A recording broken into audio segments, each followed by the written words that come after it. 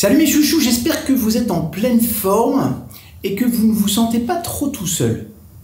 Pourquoi je fais ce genre d'introduction? Parce qu'aujourd'hui j'aimerais vous parler des bienfaits de la solitude. Bien, vous avez bien entendu les bienfaits de la solitude. Alors pourquoi je vous parlais de ça? On sait que les émotions peuvent être tout aussi nocives que la cigarette, vous savez ça? Ok? C'est-à-dire que on sait aujourd'hui que l'impact d'un mauvais schéma émotionnel sur la santé peut être aussi grave, voire parfois plus grave que la cigarette. Mais en même temps, elles sont importantes pour notre survie. Et par exemple, la solitude, dont ça va être le sujet aujourd'hui. Et c'est vrai que si la solitude présente chez nous à dose modérée dans nos vies est très bénéfique, naturellement, à long terme, elle peut tuer. En fait, ce que je veux dire par là, c'est que la solitude, c'est l'un des sujets parfois les plus populaires dans le monde de la psychologie aujourd'hui. Combien de gens se sentent seuls? Et vous imaginez bien, pendant les périodes de Corona, ce sentiment, il a été surmultiplié.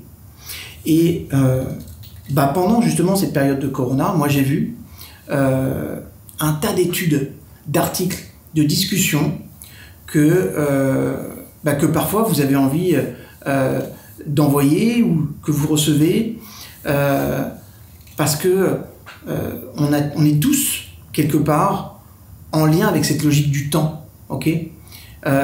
Parce que le corona nous a poussé à parfois nous retrouver beaucoup plus seuls que d'habitude. Alors vous savez peut-être que la solitude a de réelles conséquences physiologiques et je vous le dis, la solitude ça peut être mortel. Moi je crois personnellement que la solitude a certainement tué plus de personnes dans le monde que le corona lui-même. Parce que la solitude est associée à des maladies cardiaques, à l'insomnie et à la dépression. Et en fait, vous allez voir que les méfaits de l'isolement social sont comparables aux effets de l'abus d'alcool ou de drogue. C'est grave. En plus, la solitude, elle est plus précise que l'obésité pour prédire la probabilité de décès prématuré. Donc ça veut dire que c'est très important. Mais si nous parlons de la solitude avec modération, moi je propose aussi de la regarder en fonction de ses avantages. Pourquoi? Parce que parfois on a besoin d'être seul. Parce que la solitude, c'est aussi une bonne chose, à condition que nous fassions ce que nous avons à faire. Okay? Par exemple, nous rétablissons notre lien avec les autres. Et ça, c'est extrêmement important. Ça demande cette logique-là. Et en fait, la solitude est une émotion qui nous indique que nous avons moins de contacts sociaux véritables et significatifs que nous le souhaiterions. Et c'est là où on va avoir le sentiment de solitude. Et aussi que quelque chose est perturbé dans notre système psychologique. Et en fait, vous allez voir que ce mécanisme biologique évoluait pendant des milliers d'années, okay, en avertissant de notre niveau d'isolement potentiellement dangereux. Parce qu'avant, dans l'ancien temps, être seul, s'isoler, c'était mourir.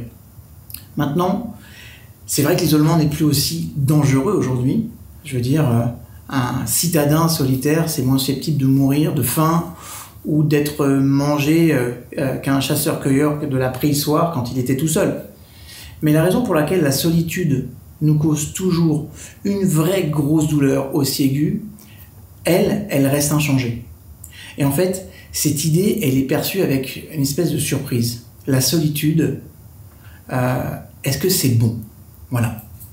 Maintenant, ça, c'est une question que je vous pose. La solitude, est-ce que c'est bon? Parce que le plus étonnant, c'est que, en vrai, nous avions l'habitude de penser différemment. Voilà. Pourquoi y aurait-il une telle réaction à l'isolement et un espèce de rejet de la solitude? Et s'il y avait beaucoup d'erreurs là-dedans? Parce que c'est vrai, il n'y a plus autant de raisons de ressentir les méfaits de la solitude comme dans l'ancien temps, puisqu'on vit dans des sociétés qui sont quand même des sociétés sécurisées. On peut dire la même chose, par exemple, à propos de l'ennui. L'ennui va nous avertir qu'il n'y a pas assez de sens dans nos vies. Et ça va générer de l'anxiété, qui aide à se préparer à un danger potentiel ou à quelque chose de nouveau. En fait, vous êtes d'accord avec moi qu'il y a peu de gens qui sont attirés par la chirurgie, mais parfois c'est exactement ce que nous avons besoin vitalement. Pourquoi je dis ça? Ça devient évident lorsque vous pensez à la signification ou au but de la douleur physique. Nous n'aimons pas du tout la douleur, une douleur qu'on va avoir lancinante dans le ventre par exemple. Mais c'est bon parce que ça nous oblige à consulter un médecin et à découvrir qu'il y a un problème. Donc il y a un sens profond caché derrière chacun des ressentis. En langage de programmation, la douleur, c'est pas un bug, c'est une fonctionnalité du programme. D'accord ? Donc si nous refusons de penser aux émotions de cette façon-là, comme des avertissements, c'est probablement parce que ça peut ressembler à une sorte d'accusation. Et c'est là tout le problème. Par exemple, essayer de dire à une personne seule qu'il vaudrait la peine pour elle de plus communiquer avec les autres, d'aller à divers événements publics. Il va prendre ça comme une sorte d'indication de son infériorité, que la solitude, c'est son inconvénient. Aussi, certaines formes de dépression se développent en réponse à une situation difficile qui doit être abordée. Ça veut dire qu'il est peut-être temps de mettre fin à la relation ou de faire face à une sorte de conflit interne. Mais on préfère ne pas l'entendre. C'est vrai que la plupart du temps, on va être dans les stratégies d'évitement. Il est beaucoup plus facile d'expliquer la dépression par un déséquilibre chimique dans le corps que par des causes de comportement ou de réactions psychologiques. Ça veut dire que nous le traitons comme le problème principal, alors que dans de nombreux cas, il doit être traité comme un symptôme. Et vous allez voir que le pire, c'est que la solitude, comme la dépression, elle peut devenir chronique. Ça veut dire un espèce de cercle vicieux qui se crée. Ça veut dire que là, vous venez rendre visite à des amis, pas trop complaisants. Ils vous reprochent de ne pas être amical et vont vous faire culpabiliser. Et la conséquence de ça, vous le répondez avec encore plus d'hostilité et puis, du coup, vous allez éviter toute forme de contact. Ça va arriver à tout le monde, d'accord ? Eh bien, ce type de solitude nécessite une réponse très compétente. Vous devez écouter la cloche d'avertissement, mais pas les pensées qu'elle génère. Des pensées qui vous poussent à vous éloigner des autres.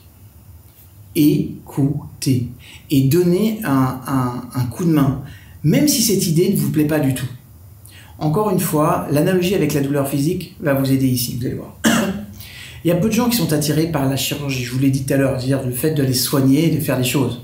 Mais parfois, c'est exactement ce dont nous avons besoin, vraiment, je me répète, d'accord ? Alors, cette solitude, je veux que vous compreniez un truc. Vous ne devez pas vous enfermer dedans, mais vous devez la comprendre comme une sorte d'alerte que quelque part, vous êtes en train de vous éloigner avec votre environnement social. Et je vous demande de faire très attention parce que cette solitude, elle a pour effet de déclencher tout un système qui génère facilement de la dépression, qui génère facilement des choses qui vont être vraiment très désagréables. Et aussi, il y a une chose que j'aimerais vous dire, c'est que c'est important de faire la différence entre la solitude et l'envie d'être seul de temps en temps. Moi, j'éprouve vraiment le besoin de temps en temps d'être et de me sentir seul. Ça me fait du bien de me retrouver seul. D'abord parce que je suis quelqu'un qui est souvent en contact avec beaucoup de gens, ok ? Mais j'ai besoin de me retrouver seul. Et si vous avez ce besoin, ça ne veut pas dire que vous vivez de la solitude. Vous avez besoin de vous isoler. Et le besoin d'isolement n'a rien à voir avec la solitude. La solitude, c'est quelque chose qui va s'installer sur la durée et qui va être très mal vécu. D'accord ? Donc, faites bien la distinction entre les deux. Et si vous ou une personne que vous aimez